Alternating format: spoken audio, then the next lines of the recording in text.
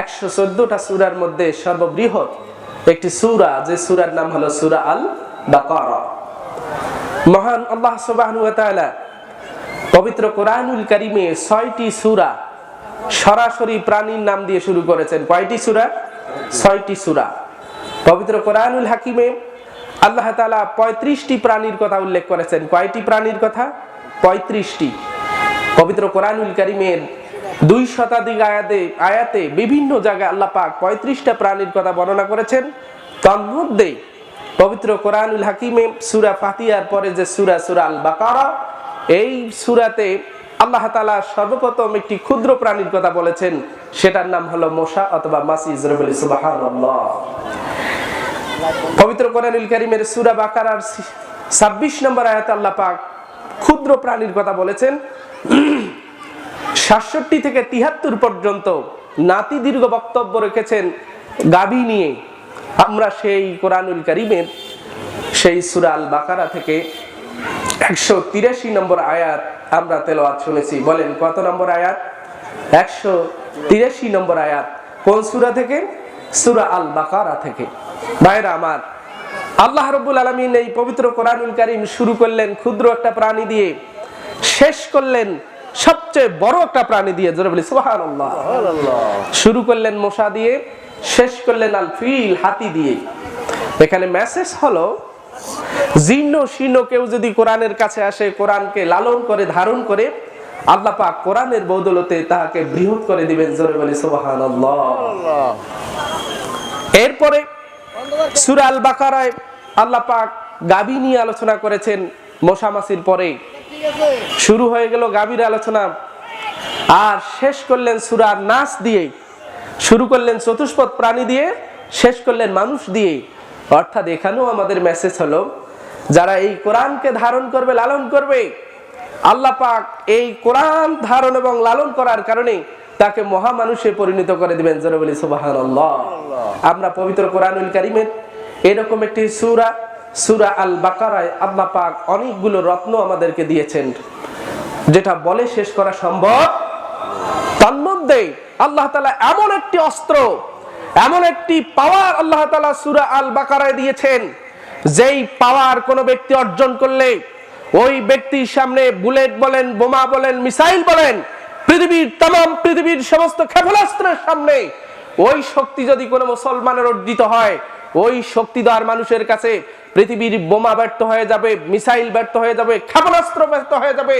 আল্লাহর জমিনে তাওহীদের একাত্মবাদের ধ্বনি উচ্চারণ করতে সে কারো কাছে, কারো রক্তচক্ষুর কাছে সে হার মানাবে না। কথা বলি সুবহানাল্লাহ। এইরকম একটি নিয়ামত, এরকম একটি পাওয়ার আল্লাহ পাক সূরা আল বাকারার 183 নম্বর আয়াতে দিয়েছেন। আমরা আয়াত তেলাওয়াত করেছি 183 নম্বর আয়াত। এখানে আমরা শুনবো আল্লাহ তাআলা কি এমন শক্তি দিলেন, যেই শক্তির কাছে পৃথিবীর সমস্ত শক্তি ব্যর্থ। এই শক্তি থেকে আমরা অনেক দূরে চলে যাওয়ার কারণে আমরা আজ সারা পৃথিবীতে মার খাচ্ছি। কথা বলেন ঠিক কিনা? ভাইরা আমার, এই শক্তি আমাদের অর্জন করতে হবে। তাকওয়ার শক্তি অর্জন করতে হবে, আধ্যাত্মিকতার শক্তি অর্জন করতে হবে, আল্লাহর সাথে বান্দার সুসম্পর্ক, খোদাভীতি আমাদের অর্জন করতে হবে। আমরা যদি তা অর্জন করতে পারি, তাহলে তামাম পৃথিবী আমাদের হাতের নাগালে চলে আসবে। জোরে বলি সুবহানাল্লাহ। আমরা আজকে আলোচনা শুনব এই শক্তি তৈরি হওয়ার জন্য, এই শক্তি অর্জন করার জন্য কি দরকার। আল্লাহ পাক সূরা আল বাকারার 183 নম্বর আয়াতে কি বলেছেন, কিভাবে আমাদের এই শক্তিটা তৈরি হবে, আমরা এ বিষয়ে আলোচনা শুনবো। আমা তাওফীক ইল্লা বিল্লাহ। সকলে বলি আল্লাহুম্মা আমিন। ভাইরা আমার, আলোচনা শুরুর পূর্বেই আমি আপনাদেরকে মেসেজটা ক্লিয়ার করে দেই। এই শক্তি অর্জিত হয় রোজার মাধ্যমে। বলেন কিসের মাধ্যমে? রোজার মাধ্যমে যে তাকওয়ার শক্তি অর্জিত হয়, এই তাকওয়ার শক্তির কাছে তামাম পৃথিবীর সমস্ত শক্তি হার মানাতে বাধ্য। কথা বলেন ঠিক কিনা? আমরা আলোচনা শুনবো আল্লাহ সুবহানাহু ওয়া তাআলা এই শক্তি আমাদেরকে কিভাবে দিবেন।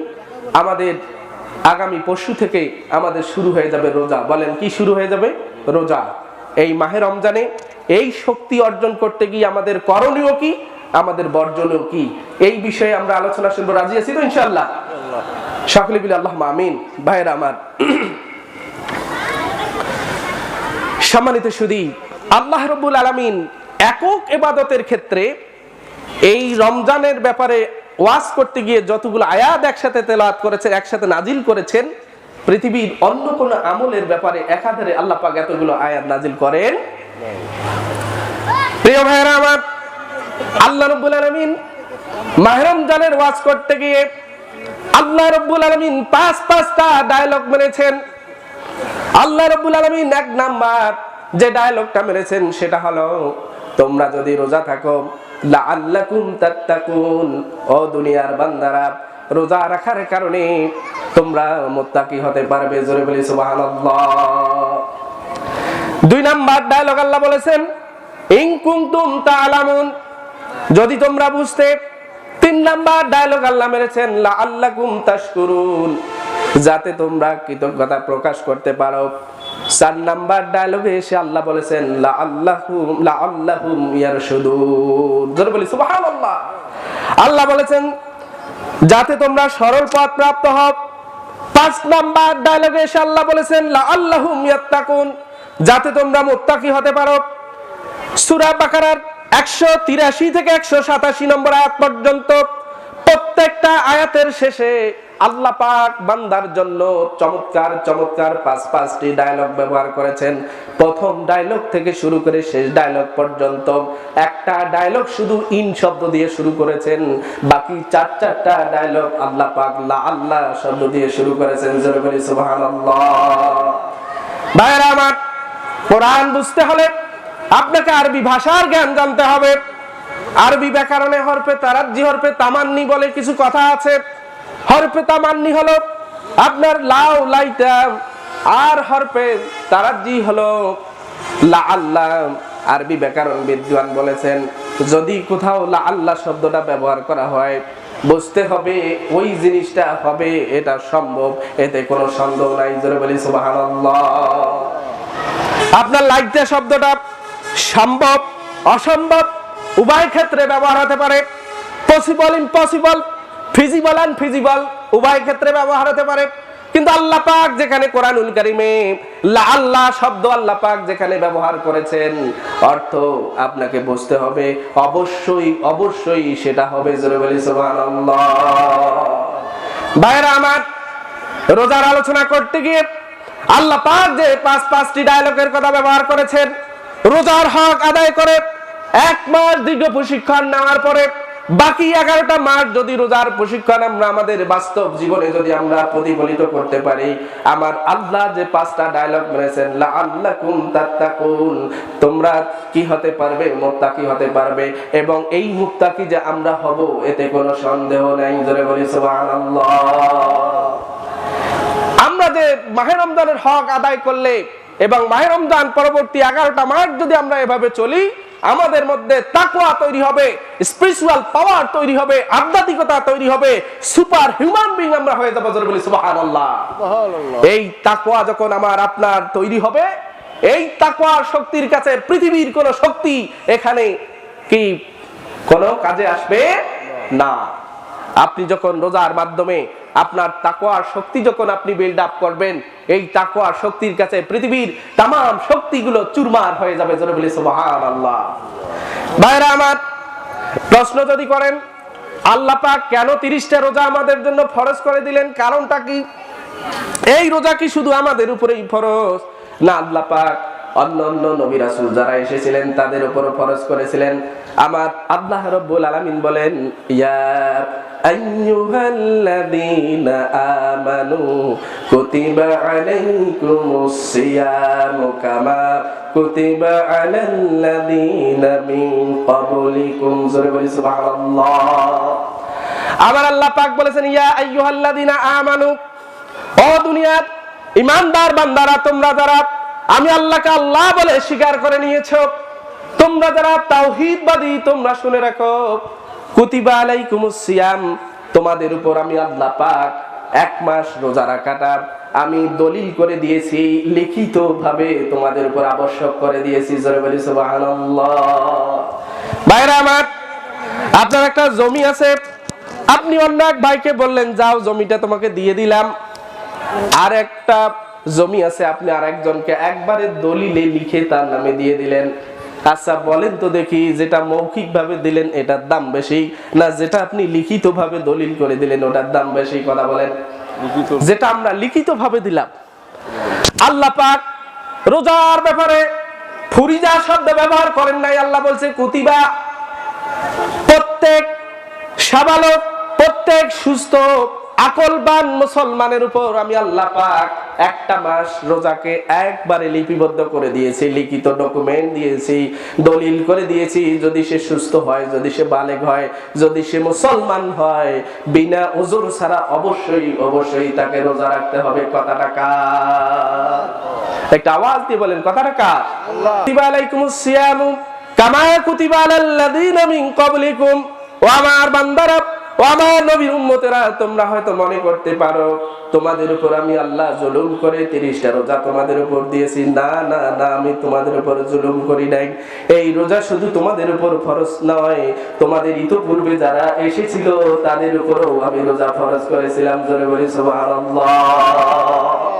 ভাইরা আমার, হাদিসে এসেছে হযরত নূহ আলাইহিস সালাম বছরে 2 দিন ছাড়া পুরো বছর তিনি রোজা রাখতেন। হযরত দাউদ আলাইহিস সালাম একদিন পর পর রোজা রাখতেন। মুসা আলাইহিস সালামের উপর 40 দিন রোজা ফরজ ছিল। ঈসা আলাইহিস সালামের উপর 40 দিন রোজা ফরজ ছিল। উম্মতে মুহাম্মাদীর উপর মাত্র 30 দিন আল্লাহ পাক রোজা ফরজ করেছেন। কথা বলেন ঠিক কিনা? সুতরাং আল্লাহকে এই কথা বলার কোনো অপশন নাই যে আল্লাহ তাআলা তুমি আমাদের উপর জুলুম করেছো। কথা বলেন ঠিক কিনা? সুতরাং ভাইরা আমার, পর্দার আড়ালের মা ও বোনেরা, মাইকের আওয়াজ যত দূর যাচ্ছে ভালো করে শোনার চেষ্টা করুন। আপনি যদি সুস্থ থাকেন, আপনি যদি সাবালিকা এবং আপনি যদি বালেগ হন, আর আপনি যদি মুসলমান দাবি করেন, মাহে রমজানে রোজাগুলো আপনার উপর আমার উপর আল্লাহ পাক একান্ত আবশ্যক করে দিয়েছেন। কথা বলেন ঠিক কিনা? ভাইরা আমার, আজকে এমন এক জামানা চলে এসেছে, তরুণ টকবগে যুবক রমজান মাস চলে হাফ প্যান্ট পরে রাস্তায় ঘোরাফেরা করে, রোজা থাকে না। অত্যাধুনিক আধুনিকতার ছোঁয়া এমন ভাবে পেয়েছে, আল্লাহর ফরজ ইবাদত রোজাকে ভুলন্টিত করে দিনের বেলা সে সিগারেট পর্যন্ত প্রকাশ্যে রাস্তায় খাচ্ছে। কথা বলেন ঠিক কিনা? ও ভাইরা আমার, আমার আল্লাহ পাক স্পষ্ট ভাবে বলেছেন, ইয়া আইয়ুহাল্লাযীনা আমানু কুতিবা আলাইকুমুস সিয়ামু কামা কুতিবা আলাল্লাযীনা মিন ক্বাবলিকুম লাআল্লাকুম তাত্তাকুন। জোরে বলি সুবহানাল্লাহ। আল্লাহ পাক স্পষ্ট বিধান করে দিয়েছেন, ও আমার বান্দারা, অবশ্যই অবশ্যই তোমাদের উপর রোজাকে আমি আল্লাহ লিখিত ভাবে ডকুমেন্ট করে দিয়েছি।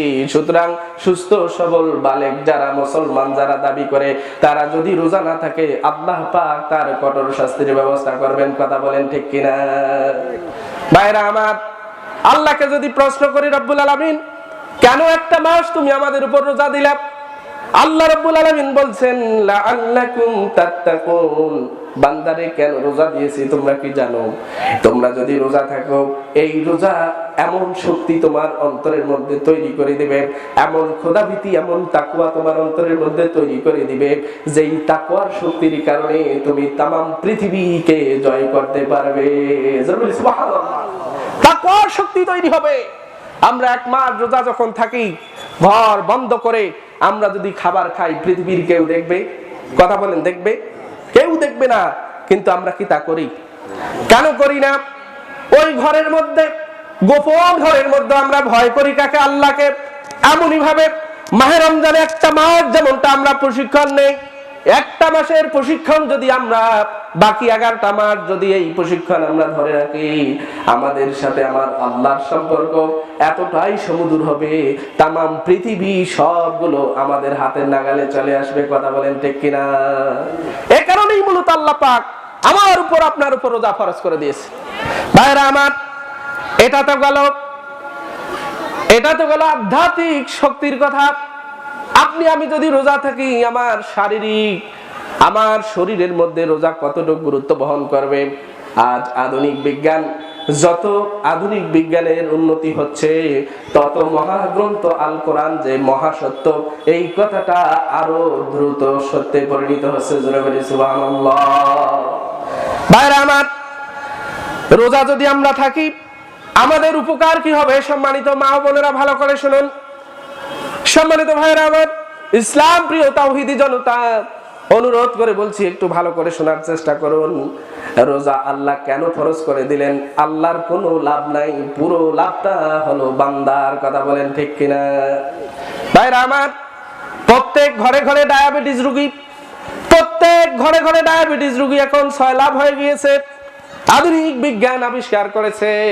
ভাইরা আমার, আমাদের যে স্টোমাক রয়েছে, আমাদের যে পাকস্থলী রয়েছে, এই পাকস্থলীতে বিজ্ঞান বলছে, গবেষকরা বলছে, চিকিৎসা বিজ্ঞানীরা বলছে, আমাদের এই পাকস্থলীর মধ্যে মোর দ্যান 10,000 প্যারাইটাল সেল রয়েছে, 10,000-এরও বেশি।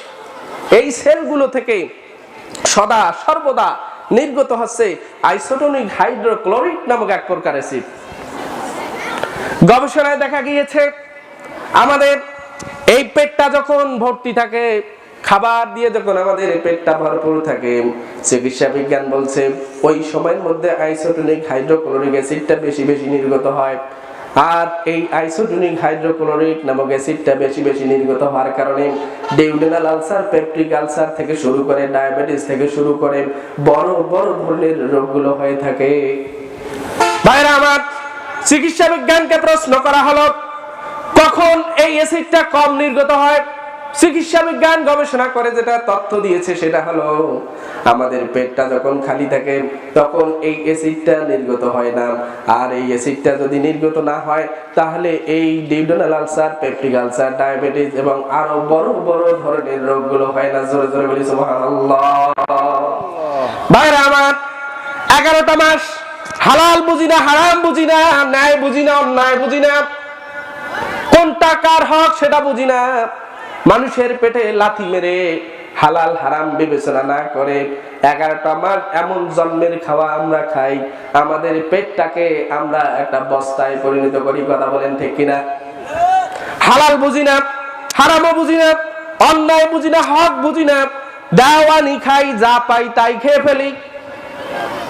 11টা মাস খাদ্যদ্রব্য দিয়ে স্টোমাকটা এতটা আমরা স্তূপ করে ফেলি যে স্তূপ হওয়ার কারণে আমাদের নানান ধরনের রোগ ব্যাধি হয়ে থাকে। আমার আল্লাহ চান আমার বান্দা রোগ ব্যাধি মুক্ত থাক, আমার বান্দা সুস্থ শরীর নিয়ে আমি আল্লাহকে ডাকুক, এটা চাই আল্লাহ। জোরে বলি সুবহানাল্লাহ।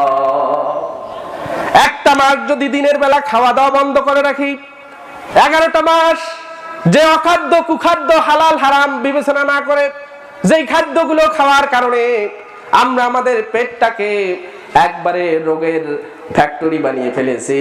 আল্লাহ রাব্বুল আলামিনকে ভয় করে একটা মাস দিনের বেলা না খাওয়ার কারণে আল্লাহ পাক কুদরতি ভাবে পেটের মধ্যে যে আবরণগুলো, স্টোমাকের মধ্যে যে লাভা আভাগুলো পড়েছে সবগুলোকে চূর্ণ বিচূর্ণ করে দেন। জোরে বলি সুবহানাল্লাহ। আমরা শারীরিকভাবে সুস্থ হয়ে যাই। তাই উদাত্ত আহ্বান জানাবো আমরা যেন রমজান মাসের রোজাগুলোকে আমরা কোন ধরনের কারণ ছাড়া, ওজোর ছাড়া আমরা কেউ যেন রোজা ভঙ্গ না করি। সকলে রাজি আছেন ইনশাআল্লাহ? এই মেসেজগুলো পৌঁছিয়ে দিবেন আপনারা যারা ওয়াজ শুনতেছেন, আর যারা শুনছে না আপনার পরিবারের আহলে পরিবারকে এই মেসেজগুলো পৌঁছে দিবেন। আল্লাহ পাক আমাদের সবাইকে মাহে রমজানের রোজা রাখার তৌফিক দান করুক। সকলে বলি আল্লাহুম্মা আমিন। প্রিয় ভাইয়েরা আমার, জরুরি অবস্থা যখন দেশের মধ্যে শুরু হয়, যখন খুব জরুরি অবস্থা শুরু হয় তখন দেশের রাষ্ট্রপ্রধান জাতির সামনে ভাষণ দেয়। কথা বলেন ঠিক কিনা? ভাষণ দেয় না? যখন দেশে কোনো জরুরি পরিস্থিতি শুরু হয় তখন দেশের রাষ্ট্রপ্রধান কি করেন? ভাষণ দেন। ভাইরা আমার, আমার আপনার নবী মুহাম্মদ রাসূলুল্লাহ সাল্লাল্লাহু আলাইহি ওয়াসাল্লাম, আমার নবী আপনার নবী, শুধু তাই নয়, আমার নবী আপনার নবী বিশ্ব নবী জনাবে মুহাম্মদুর রাসূলুল্লাহ সাল্লাল্লাহু আলাইহি ওয়াসাল্লাম। আল্লাহ আমার নবী মহাগ্রন্থ আল কোরআন, মহাবিশ্ব, এগুলো কোনো ব্যক্তি কেন্দ্রিক নয়, এগুলো কোনো সুনির্দিষ্ট ধর্মের জন্য নয়। আমার আল্লাহ যেমন সার্বজনীন, আমার মুহাম্মদ রাসূলুল্লাহ তেমন সার্বজনীন, কোরআন তেমন সার্বজনীন। কোরআন মুসলমানের জন্য শুধু নয়, কোরআন তামাম পৃথিবীর সকল মানুষের জন্য। কথা বলেন ঠিক কিনা? আমার রাসূল শুধু ইসলাম ধর্মের রাসূল নয়, আমার রাসূল হচ্ছেন জাতি ধর্ম বর্ণ নির্বিশেষে তামাম পৃথিবীর সমস্ত সৃষ্টিকুল, সমস্ত কুল কায়নাতের নবী হলো আমার নবী জনাবে মুহাম্মদ রাসূলুল্লাহ। সকলেই বলি সাল্লাল্লাহু আলাইহি ওয়াসাল্লাম। আমার আল্লাহ বলেছেন ওয়া মা আরসালনাকা ইল্লা রাহমাতাল লিল আলামিন। তোরা বলি সুবহানাল্লাহ। আল্লাহ পাক তার রাসূলের ব্যাপারে বলেছেন রাহমাতাল লিল আলামিন। আল্লাহ পাক নিজের ক্ষেত্রে বলেছেন রব্বুল আলামিন, কোরআনের ক্ষেত্রে বলেছেন যিকরুল লিল আলামিন। জোরে বলি সুবহানাল্লাহ। সেই মায়ার নবী, দয়ার নবী রমজানের আগের দিন অর্থাৎ শাবান মাসের শেষ দিন, আজকে কিন্তু শাবান মাসের শেষ দিন একদম মিলে গিয়েছে। আল্লাহর হাবিব মাহে রমজানের আগের দিন শাবান মাসের শেষ দিন तमाम পৃথিবীর সমস্ত মানুষের জন্য জাতির উদ্দেশ্যে তিনি একটি ভাষণ দিয়েছিলেন। হাদিসে এসেছে ক্বালা খাতাবানা রাসূলুল্লাহ সাল্লাল্লাহু আলাইহি ওয়াসাল্লাম, আল্লাহর হাবিব আমাদের সামনে ভাষণ দিলেন, বক্তৃতা দিলেন, জাতির সামনে জাতির কল্যাণে তিনি একটা ভাষণ দিলেন। ভাষণটা কি? ফি আখির ইয়াউমিন মিন শাবান, শাবান মাসের শেষ দিনে।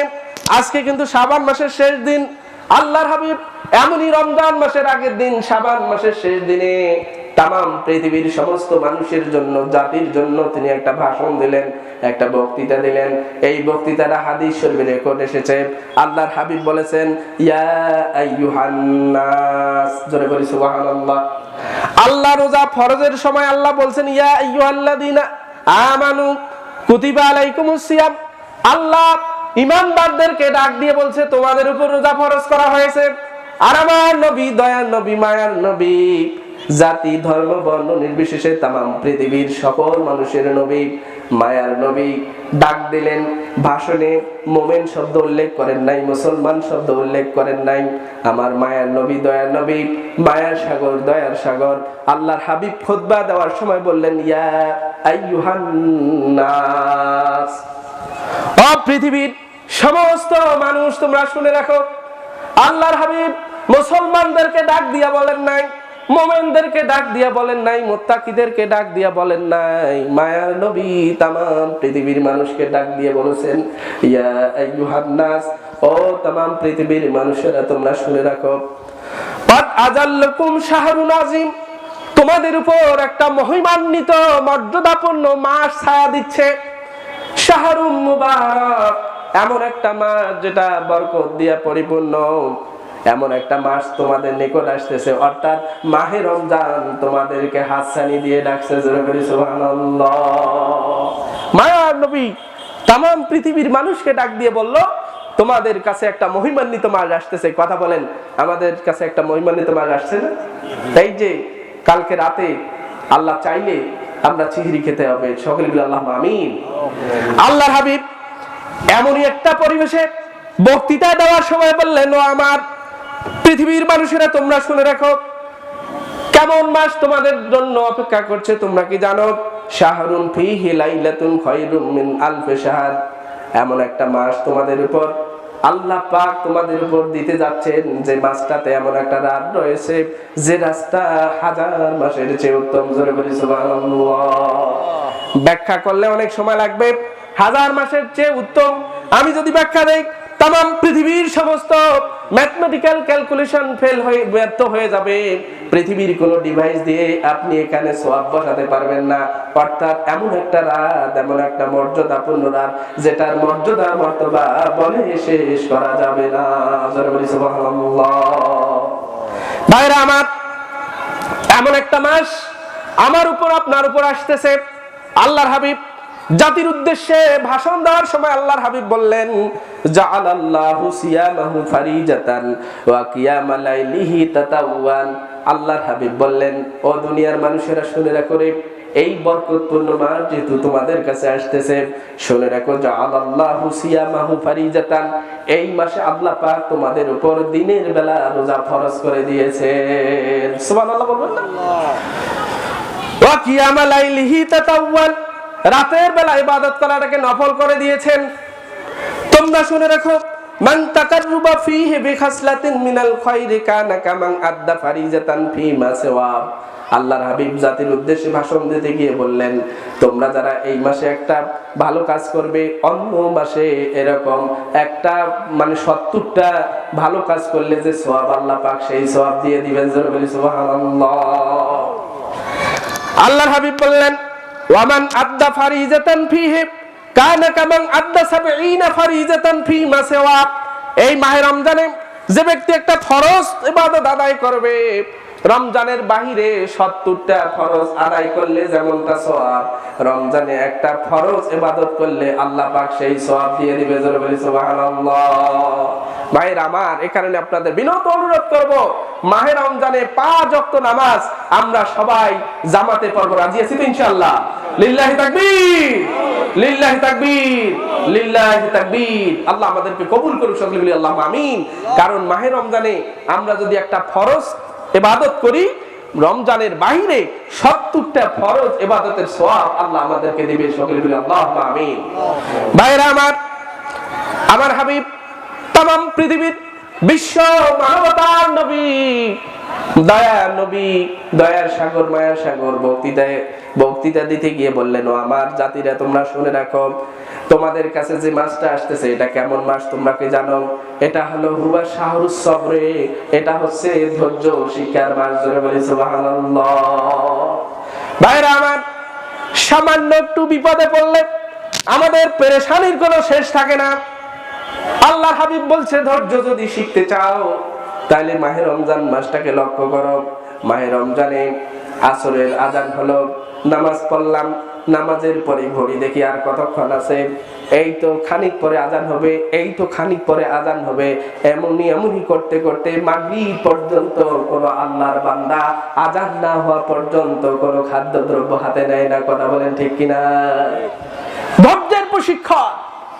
আপনি যদি ধৈর্যের প্রশিক্ষণ নিতে চান তাহলে মাহে রমজান থেকে আমাকে আপনাকে ধৈর্যের প্রশিক্ষণ নিতে হবে। আল্লাহ পাক আমাদেরকে কবুল করুক, সকলে বলি আল্লাহুম্মা আমিন। ভাইরা আমার, আপনি আমি যদি বিপদে পড়ে যদি আমরা ধৈর্য ধারণ করি, ধৈর্যের সওয়াবটা কি আমার আল্লাহর হাবিব বলেছেন, ওয়াস-সাবরু সাওয়াবুল জান্নাহ। কোন বান্দা যদি বিপদে পড়ে আল্লাহর উপর তাওয়াক্কুল করে যদি ধৈর্য ধারণ করে, এই ধৈর্য ধারণ করার কারণে আল্লাহ পাক তাকে জান্নাত দিয়ে দিবেন। জোরে বলি সুবহানাল্লাহ। ভাইরা আমার, আল্লাহর হাবিব বললেন, জাতির উদ্দেশ্যে ভাষণ দিতে গিয়ে বললেন, ও আমার জাতিরা তোমরা কি জানো মাহে রমজানটা কেমন মাস? তোমরা কি জানো? মাহে রমজান হলো হুয়া শাহরুল মুওয়াসাত, এটা হচ্ছে সমবেদনার মাস। জোরে বলি সুবহানাল্লাহ। ভাইরা আমার, আল্লাহ পাক পৃথিবীর মধ্যে ধনী সৃষ্টি করেছেন, গরিব সৃষ্টি করেছেন, রাজা বাদশা প্রজা সব কিছুর মালিক হলো আল্লাহ। কথা বলেন ঠিক কিনা? ধনী বানিয়েছেন আল্লাহ, গরিব বানিয়েছেন আল্লাহ, রাজা প্রজা বাদশা সব কিছু বানিয়েছেন আল্লাহ। কথা বলেন ঠিক কিনা?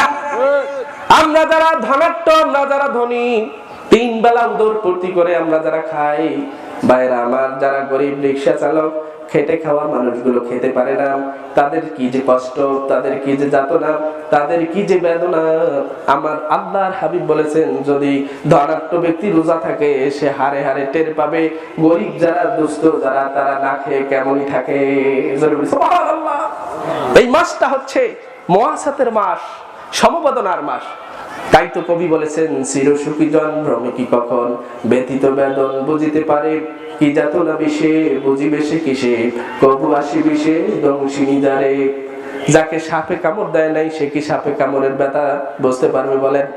ভাইরা আমার, যারা 3 বেলা উদর পূর্তি করে খায়, গরিব দুঃখীর খবর রাখে না, তারা কেমনে বুঝবে গরিব দুঃখীরা অনাহারে থাকলে তাদের কষ্ট হয়? এটা কেমনে বুঝবে? আমার আল্লাহর হাবিব জাতির উদ্দেশ্যে ভাষণ দিতে গিয়ে বললেন, ও আমার জাতিরা শুনে রাখো, এটা এমন একটা মাস যে মাসটা তোমাদেরকে সমবেদনা তৈরি করতে সহযোগিতা করে। জোরে বলি সুবহানাল্লাহ। ভাইরা আমার, এই ভাষণে আল্লাহর হাবিব বলেন, ওয়া শাহরুন ইউজাদু ফীহি রিজকুল মুমিন। জোরে বলি সুবহানাল্লাহ। এটা এমন একটা মাস যেই মাসে আল্লাহ রাব্বুল আলামিন মুমিন বান্দাদের রিজিক বৃদ্ধি করে দেন, রিজিকের কোনো ঘাটতি কমতি থাকে না। জোরে বলি সুবহানাল্লাহ। ভাইরা আমার, অত্যন্ত দুঃখের সাথে বলছি, আমাদের আশেপাশে আমাদের এলাকায় অনেক গরিব ভাইদেরকে দেখা যায় যারা দিন মজুর, যারা দিন ইনকাম করে যারা খায়, ভাইরা আমার, রমজান মাসে দেখা গিয়েছে রোজা না রেখে তারা পেটের চিন্তা করে। কথা বলেন ঠিক কিনা? হাবিব বলেছেন রমজান মাস এমন একটা মাস, ওয়া শাহরুন ইউজাদু ফীহি রিজকুল মুমিন। আল্লাহর হাবিব বলেছেন এটা এমন একটা মাস যেটাতে, যেই মাসের মধ্যে আল্লাহ পাক মুমিনদের রিজিক বৃদ্ধি করে দেন। 2 ঘন্টা চলে গেছে, এগুলো আমাকে বলতে হয়। ভাইরা আমার, রমজান মাস এমন একটা মাস যে মাসে আল্লাহ পাক মুমিনদের রিজিক বৃদ্ধি করে দেয়। আর মুসলমান নামধারী রোজা ভঙ্গ করে, কাজ করে সামান্য কিছু পয়সার জন্য, 3 বেলা খাওয়ার জন্য ফরজ বিধানকে উপেক্ষা করে। এরকম লোক আমাদের সমাজে আছে না নাই? কথা বলেন। ভাইরা আমার, এ কারণে গরিব ভাই তোমরা যারা আছো, কান লাগিয়ে শোনো। রমজান আসার আগে যদি মালিককে বলা হয়, মালিক তুমি মহিমান্বিত মাস আমাকে দিচ্ছ, মালিক গো তুমি আমাকে অর্থনৈতিক এতটা সচ্ছলতা দান করো যেন আমি মাহে রমজানে রিকশা না চালাইও তোমার 30টা রোজা আমি খেয়ে দিয়ে থাকতে পারি। বলেন তো, কোন মানুষ যদি মন থেকে আল্লাহর কাছে এই দোয়া করে, আল্লাহ পাক তাকে তার রিজিকের ব্যবস্থা করে দিবেন কিনা? বলেন। ভাইরা আমার, আমার কলিজার টুকরো ভাইরা, তোমরা যারা দিন মজুর করো, তোমরা যারা খেটে, তোমরা যারা হালাল উপার্জন করো, তোমাদের পায়ে ধরে বলি, রমজান মাসে রোজাকে ভঙ্গ করে তোমরা খবরদার, খবরদার। কে এসেছে? আসসালাম, বসুন বসুন বসুন। লিল্লাহি তাকবীর, লিল্লাহি তাকবীর। ভাইরা আমার, এই মুহূর্তে আমাদের এখানে উপস্থিত হয়েছেন উত্তরবঙ্গের শ্রেষ্ঠ বিদ্যাপীঠ সিডমিরগঞ্জ শালগ্রাম কামিল মাস্টার্স মাদ্রাসার সম্মানিত সহকারী অধ্যাপক, আমার অত্যন্ত শ্রদ্ধাভাজন ব্যক্তিত্ব, আমার উস্তাদ সমতুল্য জনাব হযরত মাওলানা আবু জাফর সালেহ সাহেব। আমরা আজকের এই মাহফিলের পক্ষ থেকে ওনাকে সাধুবাদ জানাচ্ছি। ভাইরা আমার, যে কথাটি বলতে চেয়েছিলাম, আল্লাহর হাবিব জাতির উদ্দেশ্যে ভাষণের সময় আল্লাহর হাবিব বললেন, রমজান মাসটা কেমন মাস তোমরা কি সেটা জানো? এটা এমন একটা মাস যেই মাসে আল্লাহ পাক মুমিনদের রিজিক বৃদ্ধি করে দেয়। আল্লাহর হাবিব ঘোষণা করে দিলেন মুমিনদের রিজিক বৃদ্ধি হয়। আর একদিকে আমরা মুমিন দাবি করিয়া, আমরা রোজা ভঙ্গ করিয়া পেটের ধান্দায় আমরা কাজ করি। এরকম আছে না নাই? কথা বলেন, কথা বলেন, আছে না নাই? সুতরাং আমার ওই শ্রমজীবী ভাইরা যারা রমজান মাসে আমার বাড়িতে, আপনার বাড়িতে অথবা কোন প্রতিষ্ঠানে যখন কাজ করবে, তারা যদি রোজা না রাখতে চায়, তাদেরকে বুঝাতে হবে যে ফরজ বিধানকে উপেক্ষা করে রিজিকের তাড়নায় রোজা ভঙ্গ করা যাবে। প্রয়োজনে একটু টাকা অতিরিক্ত দিবেন, প্রয়োজনে একদিন কাজ করলে 2 দিনের টাকা দিবেন, দিয়ে লোকটাকে রোজা রাখার ব্যবস্থা করবেন। আল্লাহ পাক আপনাকে কতটা সম্মানিত করবে, কতটা দিবে, আপনি সেটা কল্পনাও করতে পারবেন। কিন্তু আমাদের সমাজে এরকম আছে না? এই যে বিল্ডিং এর কনস্ট্রাকশনের কাজ করে, শুক্রবারও দেখা যায় আমার বাড়িতে যদি কাজ করে, আর ওই লোক যদি শুক্রবার মসজিদে না যায়, আমার বাড়িতে যদি কাজ করে, তাহলে ওই লোক মসজিদে না যাওয়ার কারণে তার যে গুনাহ হবে তার থেকে কয়েক গুণ গুনাহ আমার বেশি হবে। কারণ আমি তো দায়িত্বশীল ছিলাম, আমি তো চাইলে তাকে মসজিদে পাঠাতে পারতাম যে তোমার এখন কাজ করার দরকার নাই, তুমি মসজিদে যাও, এরকম করতে পারতাম না? কিন্তু দেখা গিয়েছে আমাদের সমাজে আমার বাড়িতে কাজ করে নামাজের সময় চলে যাচ্ছে জুমার নামাজ, আমি পাঠাচ্ছি না অথবা তারা যাচ্ছে না, এটা করা যাবে না। মাহে রমজান মাস একটি মাস, প্রত্যেক মুসলিম, প্রত্যেক বালেগ বিনা ওজর ছাড়া আমরা সবাই যেন রোজা রাখতে পারি, আমার আশেপাশের মানুষগুলো যেন রোজা রাখতে পারে, এটা কিন্তু আমাদের নিশ্চিত করতে হবে। খালি একা একা রোজা রাখলে হবে না। আল্লাহ সুবহানাহু ওয়া তাআলা আমাদের সবাইকে তৌফিক দান করুক, সকলে বলি আল্লাহুম্মা আমিন। ভাইরা আমার, এই যে মাহে রমজান মাস আমাদের আসতেছে, আমার আল্লাহ তাআলা প্রস্তুতি নিচ্ছেন। বলেন, কে প্রস্তুতি নিচ্ছেন? মালিক প্রস্তুতি নিচ্ছে। আচ্ছা, মালিক যদি প্রস্তুতি নেয়, কর্মচারীর প্রস্তুতির দরকার আছে না নাই? এক কথা বলেন, দরকার আছে না নাই? আমরা আগে শুনবো মালিক কি প্রস্তুতি নিচ্ছে, এরপরে আমরা জেনে শুনে প্রস্তুতি নেব ইনশাআল্লাহ। ভাইরা আমার, মালিক 1 নাম্বার প্রস্তুতি যেটা নিচ্ছেন সেটা হলো আমাদের বর্তমান বাংলাদেশে অপারেশন ডেভিল হার্ট চলছে। আপনারা জানেন তো? আপনারা জানেন না? অপারেশন ডেভিল হার্ট চলছে। শয়তানদেরকে গ্রেফতার করো। স্বরাষ্ট্রমন্ত্রী মানে স্বরাষ্ট্র উপদেষ্টা যিনি আছেন, উনি ঘোষণা দিয়েছেন যেখানে অপরাধী পাওয়া যাবে সেখানে গ্রেফতার। এরকম শুনলেন নাই আপনারা? মাহে রমজান যখন আসে, আল্লাহ পাক শয়তানকে অ্যারেস্ট করা শুরু করে দেন। জোরে বলি সুবহানাল্লাহ। হাদিসে এসেছে, ইজা কানা আউয়ালু লাইলাতিন মিন মিন শাহরি রমাদান সুফিদাতিশ শায়াতিন ওয়া মারাদাতুল জিন। আল্লাহ পাকের প্রিয় হাবিব বলেছেন, যখন মাহে রমজান আসে আল্লাহ রাব্বুল আলামিনের এক নাম্বার প্রস্তুতি হলো শয়তানগুলোকে আল্লাহ পাক অ্যারেস্ট করেন। জোরে বলি সুবহানাল্লাহ। এই হাদিসের বাংলা তরজমা, আল্লাহ পাক শয়তানদেরকে শৃঙ্খলাবদ্ধ করেন। আল্লাহ যদি শয়তানকে শৃঙ্খলাবদ্ধ করেন, বাজারে দ্রব্যমূল্যের দাম বৃদ্ধি করে দেয়, কোন শয়তান বলেন? কথা বলেন, একটু কথা বলেন। আল্লাহ যদি শয়তানকে গ্রেফতার করে, তাহলে বাজারে দ্রব্যমূল্যের দাম বৃদ্ধি করে, এটা কোন শয়তান? শয়তান দুই ধরনের। আল্লাহ পাক দুই ধরনের শয়তান থেকে আমাদেরকে বাঁচার জন্য কোরআনুল কারীমে বলেছেন, মিনাল জিন্নাতি ওয়ান নাস। শয়তান কিন্তু দুই ধরনের, একটা হলো জিন শয়তান আর একটা হলো মানব শয়তান। ভাইরা আমার, রমজান মাস যখন আসে তামাম পৃথিবীতে সব জায়গায় দাম কমিয়ে দেওয়া হয়, কিন্তু আমরা যারা মুসলমান ব্যবসায়ী আমরা দাম বাড়িয়ে দেই। কথা বলেন ঠিক কিনা? হিন্দুদের যখন পূজা পার্বণ হয় ওরা ওদের দ্রব্যমূল্যের দাম কমিয়ে দেয়। খ্রিস্টানদের যখন বড়দিন হয় তারা তাদের দ্রব্যগুলোর অফার দেয়। আর আমাদের এক মাস আল্লাহ পাক আমার উপর আপনার উপর রোজা ফরজ করেছেন, রমজান মাসের দ্রব্যমূল্য এতটা বৃদ্ধি পায় আমার দেশের গরিব মানুষেরা বাজারে গিয়ে চোখের পানি মুছতে মুছতে বাড়িতে আসে। কথা বলেন ঠিক কিনা? সুতরাং ব্যবসায়ী ভাইরা যারা আমার আলোচনা শুনতেছেন, কৃত্রিম সংকট যদি কেউ তৈরি করে একজন রোজাদারকে যদি কষ্ট দেয়, কালকে আমাদের ময়দানে এই রোজাদারকে কষ্ট দেওয়ার অপরাধে আল্লাহ পাক তাকে জাহান্নাম দিতে পারেন কিনা বলেন? সুতরাং আমরা যেন দ্রব্যমূল্যের দাম না বাড়াই, আমার প্রত্যেক মুসলমান ভাই যেন তৃপ্তি সহকারে বাজার থেকে কম পয়সায় ইফতার কিনে যেন তারা খেতে পারে। সকলে বলি আল্লাহুম্মা আমিন। আল্লাহ পাক দুই নাম্বার যেটা প্রস্তুতি নেন, হাদিসে এসেছে আল্লাহর হাবিব বলেছেন, ওয়াগুল্লিকা দাবওয়াবুন নার। আল্লাহ পাক সমস্ত জাহান্নামের দরজাগুলো বন্ধ করে দেন। ফালাম ইউফতা মিনহা বাবুন, একটা দরজাও আল্লাহ পাক খোলা রাখেন না। তিন নাম্বার প্রস্তুতি হলো আল্লাহর হাবিব বলেছেন, ওয়া ফুতিহাত আবওয়াবুল জান্নাহ। আল্লাহ পাক জান্নাতের সমস্ত দরজাগুলো খুলে দেন। জোরে বলি সুবহানাল্লাহ। চার নাম্বার হলো আল্লাহ রাব্বুল আলামিন পার্ট টাইম ফেরেশতার চাকরি দেন। এমনি তো আল্লাহ পাক প্রতিদিন ফেরেশতা বান্দার আমলনামা দেখাশোনা করার জন্য পাঠান, ওটা প্রতিদিন এক দায়িত্ব রয়েছে। কিন্তু রমজান মাসে আল্লাহ পাক বিশেষভাবে স্পেশাল ভাবে আল্লাহ পাক কিছু ফেরেশতাকে চাকরি দিয়ে দেন, পার্ট টাইম চাকরি।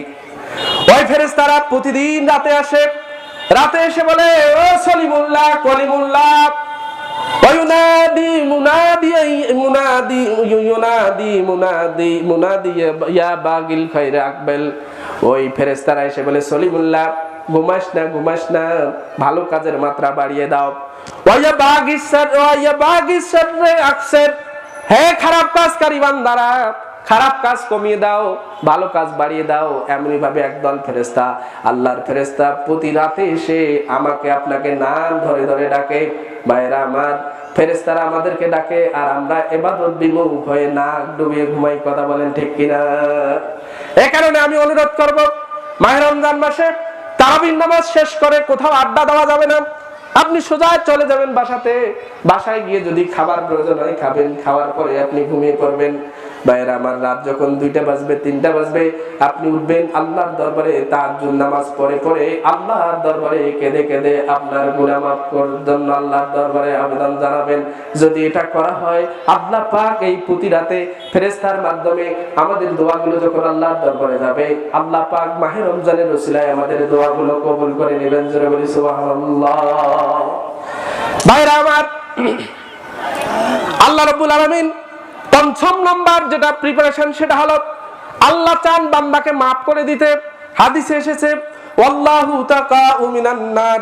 আল্লাহ পাক চান রাতের মধ্যে আল্লাহ পাক তার বান্দাকে জাহান্নাম থেকে মুক্তি দিতে। ওয়া জালিকা কুল্লা লাইলাতিন, আর এটা প্রতি রাতে হয়ে থাকে। সুতরাং মাহে রমজানে আমরা প্রতি রাতে আল্লাহর দরবারে তাহাজ্জুদ নামাজ পড়ে আমরা আমাদের গুনাহ মাফের জন্য আল্লাহর দরবারে দোয়া করব। রাজি আছি তো ইনশাআল্লাহ? ভাইরা আমার, এই গেল আল্লাহ পাকের 5টা প্রস্তুতি। এখন বান্দা হিসেবে আমার আপনার প্রস্তুতি কি? 5টা প্রস্তুতির কথা বলে আমার আলোচনা শেষ করে দেব। ভাইরা আমার, এক নাম্বার প্রিপারেশন হলো এই যে কোরআনুল কারীম। মাহে রমজান যখন আসে আমরা সবাই প্রতিযোগিতা করি কে কত খতম দিতে পারি, এই প্রতিযোগিতা চলে, কথা বলেন ঠিক কিনা? বিশেষ করে পর্দার আড়ালের মা বোনেরা প্রতিযোগিতা করে কে কত খতম দিতে পারে। ভাইরা আমার, আসলে এই কোরআনুল কারীম পৃথিবীতে খতম করার জন্য আসে নাই, বলেন কথা বলেন। এই কোরআনুল কারীম পৃথিবীতে খতম করার জন্য আসে নাই। এই মাহে রমজানে আমার আপনার এক নাম্বার প্রিপারেশন হবে এই কোরআনকে বুঝে বুঝে পড়তে হবে। রাজি আছি তো ইনশাআল্লাহ? কারা কারা রাজি আছি একটু হাত উঁচু করে আল্লাহকে দেখাই, লিল্লাহি তাকবীর, লিল্লাহি তাকবীর, লিল্লাহি তাকবীর। ভাইরা আমার, মাহে রমজানের এক নাম্বার প্রস্তুতি হলো কোরআন বুঝে বুঝে পড়তে হবে। রাজি আছি তো ইনশাআল্লাহ? কোরআন আপনি সাপারি মন্ত্রের মতো আপনি কোরআন তেলাওয়াত করবেন, 2 খতম 3 খতম 4 খতম দিয়া মসজিদের ইমাম হাফেজকে আনিয়ে দাওয়াত খাওয়াবেন আর টাকা দিবেন। এই জন্যই কোরআন পৃথিবীতে আসে নাই, কথা বলেন ঠিক কিনা? এই কোরআন এসেছে, কোরআন আপনি পড়তে হবে, বুঝতে হবে, সেই অনুসারে আপনার ব্যক্তি জীবন, সমাজ জীবন, রাষ্ট্র জীবন, এই কোরআনকে রাষ্ট্র জীবনে কাজে লাগাতে হবে, তাইলে আপনার এই কোরআন কাজে লাগবে, কথা বলেন। তাহলে মাহে রমজানে আমাদের এক নাম্বার কাজ হবে আমরা কোরআনুল কারীম বুঝে বুঝে পড়বো। রাজি আছি তো ইনশাআল্লাহ? ভাইরা আমার, 2 নাম্বার কাজ যেটা, সেটা হলো এই কোরআন কিন্তু আমি হাতে নিয়েছি। একটু আমার দিকে তাকান ভাইরা আমার, একটু মনোযোগী হন, আমার দিকে তাকান সবাই। তাকিয়েছেন? এটা কি বলেন তো? একটা আওয়াজ দিয়ে বলেন, এটা কি? এই কোরআন কোন মাসে নাজিল হয়েছে? রমজান মাসে কোরআন নাজিল হয়েছে। আরেকটা কথা কিন্তু আমরা জানি না, এই তথ্য আমরা সবাই বলি যে মাহে রমজানে কোরআন নাজিল হয়েছে, কিন্তু এই কোরআনকে পৃথিবীর বুক থেকে মাইনাস করে দেওয়ার জন্য এই মাহে রমজানে যে ষড়যন্ত্র চলেছিল, এটা কিন্তু আমরা অনেকেই বলি না। যেমনই ভাবে মাহে রমজানে এই কোরআন এসেছে, এই কোরআনকে মাহে রমজানে বদরের যুদ্ধে এই কোরআনকে মাইনাস করার জন্য মিস্টার আবু জাহেলের নেতৃত্বে একদল আল্লাহর খোদাদ্রোহীরা একদম তারা কি করেছিল, তারা তাদের সর্বোচ্চ শক্তি দিয়ে কোরআনকে মাইনাস করতে চেয়েছে। তো সুতরাং এই মাহে রমজান শুধু কোরআন নাজিলের মাস নয়, এই মাহে রমজান হচ্ছে কোরআনকে পৃথিবীর বুকে প্রতিষ্ঠা করার মাস, কথা বলেন ঠিক কিনা? কিনে নিয়ে আসলো, যুদ্ধ শুরু হবে 16 রমজান শেষ 17 রমজান। ভাইয়েরা আমার, আল্লাহর হাবিব হক বাতিলের দ্বন্দ্বে 17 রমজান আল্লাহর হাবিব নিজে রোজার নামক ফরজ বিধানকে উপেক্ষা করে ঢক ঢক করে পানি পান করে সমস্ত সাহাবাদেরকে বললেন তোমরা রোজা ভেঙে ফেলো। সমস্ত সাহাবারা রোজা ভেঙে ফেললেন, ঢক ঢক করে পানি পান করলেন। একদিকে আপনার কাফের মুশরিকদের সৈন্য সামন্ত 1000 সশস্ত্র বাহিনী, অপরদিকে মধ্যে মুজাহিদ 313 জন রোজার তাকওয়ার শক্তি নিয়ে, 313 জন মধ্যে মুজাহিদ 16টা রোজার ইমানি শক্তির তেজস্বিতায় সেই সমরাস্ত্রে সজ্জিত 1000 বাহিনীর বিরুদ্ধে আল্লাহর জমিনে আল্লাহর কোরআনকে বাস্তবায়নের জন্য বদর প্রান্তে সেদিন জীবন দিয়েছিলেন। বিদায় আজ আমরা এই কোরআন পেয়েছি, ইসলাম পেয়েছি, প্রতি বছর আমাদের কাছে রোজা আসছে, কথা বলেন ঠিক কিনা? সুতরাং আজও যদি এই কোরআনকে আল্লাহর জমিনে বাস্তবায়নের জন্য এরকম ডাক আসে, কারা কারা জীবন দিয়ে হলো জমিন যার আইন চলবে, তার কোরআন দিয়ে এই মহাবিশ্ব চলবে, কারা কারা নিজের জীবন উৎসর্গ করতে রাজি আছেন? লিল্লাহি তাকবীর, লিল্লাহি তাকবীর, লিল্লাহি তাকবীর। ভাইরা আমার, হাত নামান। আজকে রাষ্ট্রযন্ত্র আজকে অনেক কি শুরু করে দিয়েছে, ষড়যন্ত্র শুরু করে দিয়েছে। 1500 বছর আগেই আল্লাহ পাকের প্রিয় হাবিব সেই ষড়যন্ত্র ফাঁস করে দিয়েছেন। এই মেসেজটি দিয়ে আমার বক্তব্য শেষ করে দেব। ভাইরা আমার, আজ থেকে প্রায় 1500 বছর আগে আমার হাবিব বলেছেন, আলা ইন্নাল কোরআন ওয়া সুলতানা সাইয়াতারিফানে, ও আমার উম্মতেরা তোমরা শুনে রাখো, অদূর ভবিষ্যতে রাষ্ট্রযন্ত্র থেকে কোরআনকে আলাদা করা হবে। কথা বলেন, 1500 বছর আগে যে মেসেজটি দিয়েছেন আজ সেটা আমরা হারে হারে টের পাচ্ছি। আমাদের রাষ্ট্রযন্ত্র কোরআন চায় না, আমাদের রাষ্ট্রযন্ত্র কোরআন দিয়ে রাষ্ট্র চলবে এটা চায় না। আল্লাহ হাবিব এই কথাটা প্রায় 1500 বছর আগে বলেছেন। আল্লাহ হাবিব বলেছেন, যখন রাষ্ট্রযন্ত্র কোরআনকে চাইবে না, ফালা তুফারিকুল কিতাবা, ওই সময় তোমরা এই কিতাবকে ছেড়ে যাইও না, এই কিতাব থেকে দূরে যাইও না, এই কোরআনকে তোমরা আঁকড়ে ধরবে। কথা বলেন ঠিক কিনা? ভাইরা আমার, এরপর আল্লাহর হাবিব বলেছেন, আলা ইন্নাহু সায়াকুনু আলাইকুম উমারাউ ইয়াগজুনা লিআনফুসিহিম মা লা ইয়াগজুনা লাকুম, তোমাদের সামনে এমন এক শাসক গোষ্ঠী আসবে, এমন রাষ্ট্রযন্ত্র তোমাদের সামনে এমন ব্যবহার করবে, তোমাদেরকে কোরআন থেকে কোরআনের বিরুদ্ধে তারা আইন করবে, কোরআন দিয়ে দেশ চালাতে তারা দিবে না, কোরআনের বিরুদ্ধে তারা অবস্থান নিবে। এমত অবস্থায় ইন আসাইতুমহুম কাতালুকুম, তোমরা যদি এটার বিপক্ষে অবস্থান নাও তাহলে তোমাদেরকে হত্যা করবে। এরকম সমাজ ব্যবস্থায় আমরা উপনীত হয়েছি কিনা বলেন? যারা আল্লাহর জমিন আল্লাহর দ্বীন কায়েম করার জন্য যারা সাদা আঙ্গুলি তুলে যারা আল্লাহর কথা বলে তাদেরকে জেল জুলুম অত্যাচার ফাঁসি আয়না ঘরে রাখছে না? কথা বলেন ভাইরা আমার। এইরকম যুগ সন্ধিক্ষণে আমরা উপস্থিত হয়েছি। আল্লাহর হাবিব বলেছেন ওয়াইন আতাতুমুহুম আদাল্লুকুম, তোমরা যদি তাদেরকে মেনে চলো, তাদের রক্তচক্ষুকে তোমরা যদি ভয় পাও, তাদের কথা যদি তোমরা মেনে নাও, তাহলে তোমরা আদাল্লুকুম, তোমরা কি হবে? পথভ্রষ্ট হবে। তখন সাহাবারা জিজ্ঞেস করলো ক্বালু ইয়া রাসূলুল্লাহ, আল্লাহর হাবিব কাইফা নাসনা, এমত অবস্থা আমরা কি করব? আল্লাহর হাবিব তখন বললেন ক্বালা কামা সানা ঈসা ইবনে মারইয়াম, ঈসার সঙ্গী সাথীরা যেমনটা আচরণ করেছে তোমরাও ঠিক তেমনটা আচরণ করবে। সেটা আচরণটা কি? নুশিরু বিল মানাশিরে ওয়া হুমিলু আলাল খাশবে। আল্লাহর তাওহীদবাদীরা ঈসা আলাইহিস সালামের সাহাবীরা আল্লাহর একাত্মবাদের স্বীকৃতি যখন দিয়েছিল তখন তারা রাষ্ট্রযন্ত্র ব্যবহার করে তাদেরকে তাদের গর্দানকে কেটে ফেলা হয়েছিল, তাদেরকে শুলের মধ্যে চড়ানো হয়েছিল। তোমাদেরও যদি এই অবস্থা হয় তোমরা তাই করবে, তবু এই কোরআন থেকে তোমরা এক বিন্দু পরিমাণ সরে যাবে না। কথা বলেন ঠিক কিনা? আল্লাহর হাবিব শেষে এসে বলেছেন মাউতুন ফি তাআতিল্লাহি খায়রুম মিন হায়াতিন ফি মাসিয়াতিল্লাহ, আল্লাহর নাফরমানির চেয়ে আল্লাহর রাস্তায় শহীদ হয়ে যাওয়াটাই হচ্ছে উত্তম মৃত্যু। রাজি আছি তো ইনশাআল্লাহ? ভাইরা আমার, আজকে এক দল বের হয়েছে, তারা বলে কোরআন নাকি ভাওতাবাজি। কথা বলেন, এরকম বক্তব্য শোনেন নাই? কোরআনকে যদি কেউ ভাওতাবাজি বলে তার ঈমান থাকবে? তার মুসলমান আইডেন্টিটি ক্রস করে দেওয়া দরকার কিনা বলেন? আজকে যারা কোরআনকে ভাওতাবাজি বলে, কোরআনকে যারা উৎখাত করে দিতে চায়, আমরা তাদেরকে উৎখাত করবো। রাজি আছি তো ইনশাআল্লাহ? ভাইরা আমার, ইসলামী শরিয়া আইন, এই কোরআনের আইন, এই মাহে রমজানে আল্লাহর হাবিবের 313 জন মর্দে মুজাহিদ তারা জীবন বাজি রেখে সেদিন লড়াই করেছিল বিধায় কিন্তু আমরা কোরআন পেয়েছি। এই শরিয়ার আইন ছাড়া আমাদের শান্তি প্রতিষ্ঠা সম্ভব নয়।